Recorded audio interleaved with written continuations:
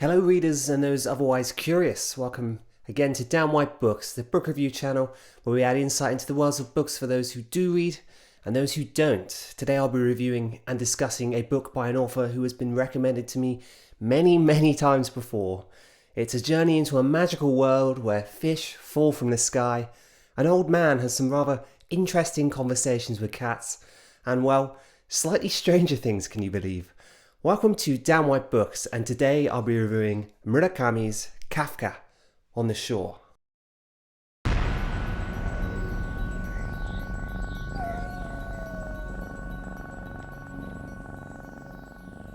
I've been putting off this review for some time. It's a particularly hard piece to comment on, and that's because it is in no way a clear-cut novel. When I finished this book, I didn't really know what to feel. At first I was annoyed, then I slept on it, days passed, I picked up another book, but I couldn't leave this one go without giving my own voice on it. Kafka on the Shore details the story of a 15-year-old boy using the false name Kafka who is running away from home in a desperate attempt to leave his old life behind. Despite living in a wealthy family home of his father, he does not feel loved and travels across Japan to Takamatsu. He has no real plan but feels desperate to leave his home and the school he attends. He's a person who loves to escape in his books and soon befriends a librarian from a beautiful, privately owned library in the city he's run to. This person, known to us as Oshima, is a person in their early 20s who is full of knowledge, always comparing waking reality with the thoughts others have passed on into it. From philosophy, music, mythology, and even Greek tragedies, he is an insightful character who always has a wise and thought-provoking word to say. Nakata is an older man who lives in the city Kafka has run away from. He walks with an umbrella in his hand and a small hat on his head. I will add here that he is perhaps one of my favourite characters in any piece of literature I've read so far, and displayed traits of pure selflessness to those he encounters.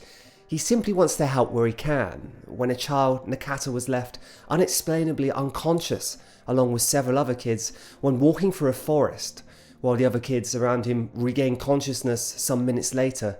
Nakata did not. He was looked after in a hospital in Japan for many months, and when he finally awoke from his coma, he had no memories and had lost his ability to read and write. He was also left with a lower level of intelligence and often speaks in third person. Nakata not so bright. Nakata struggles with hard concepts. But what Nakata can do is speak to cats. And within this book, some of the best parts are where he does. Nakata has a knack for finding cats and is paid small sums of money from people around the city when their cat, for whatever reason, has gone missing. There is also something else very different about him, is his shadow. It seems half-cast, almost half-full, and no one can explain why. This is a magical tale of an old man and a younger boy, both equally moving through life in the same bashful manner, but it's far more than my words can go on to explain here alone.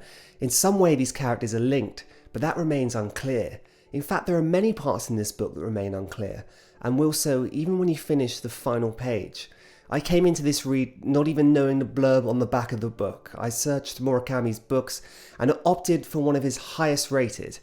I went in completely blind to both his style and the story of this book. I knew the basic idea that a man could speak to cats, but little to nothing else about the plot. I won't lie, at times I could not leave this book alone. It's addictive. There are certainly strange parts that take place, and often no clear answer regarding them. Some parts stranger than others, some parts even seeming unnecessary, and others further that I still can't get my head around. But this book is put together with something of grace, and that's hard for me to even say because I'm not entirely sure what I mean. There's just something about this book. The writing is addictive, the story is addictive, but saying all of this, it was the ending scenes that let it down for me. They are crafted in mystique and beauty, but come about one after the other in a sudden pace that is rather relentless. Suddenly everything starts moving and then you've finished, wondering what this meant, wondering what that meant. I had to think long and hard about this review because it would be bizarre for me to recommend a book I had scored low, even though despite whatever you hear from me here, or anyone else for that matter, I would without doubt recommend you buy this book. And that is where I'm conflicted. Some people enjoy openness in a plot, multiple outcomes, non-definitive endings, but I have never been one of those people. I enjoyed this book, but I am a man of clarity, if you can imagine, and this book does not seek to offer this, at least upon first reading. So I hope you take my review perhaps with a pinch of salt, because books of this characteristic, books with no clear-cut narratives or endings, they aren't something I often pay much attention to. They can bother me, to be honest, and this book certainly did. But saying that, I am still very glad I read this book, because there is beauty in it. There is certainly, to me, a remarkable character in Nakata, and it was a joy to read of his adventures, the way he's talking to cats, and his pure innocence to the world around him, his humbleness and his determination to find out what it is he is seeking despite having no understanding of it. That was powerful. I will cherish this book for that alone, but sadly I just did not like the way things concluded and was left at a loss as I finished the final page, because I wanted to love this book, but I could not. And it's the weirdest feeling in the world, disliking and liking a book at the same time. I think I've concluded I really did enjoy this book. I just didn't enjoy the ending. I certainly felt as if everything I'd enjoyed had been tossed aside. And so with this in mind, it is with difficulty that I score Kafka on the Shore a 70 out of 100. A book I would recommend for the journey, but sadly not for the resolve. My friends, thank you for watching. Buy this book. You can see I'm conflicted, but I can understand that people would really enjoy this book. Sadly, it just wasn't so much for me, but there were certainly elements within it that were quite amazing. You find yourself reading page after page after page. It's definitely a page turner. It was just the ending that kind of annoyed me. But I did enjoy the book nonetheless. 70 is still a good rating, and I would certainly recommend you check it out. If you want to buy this book, there'll be a link below that will help the channel.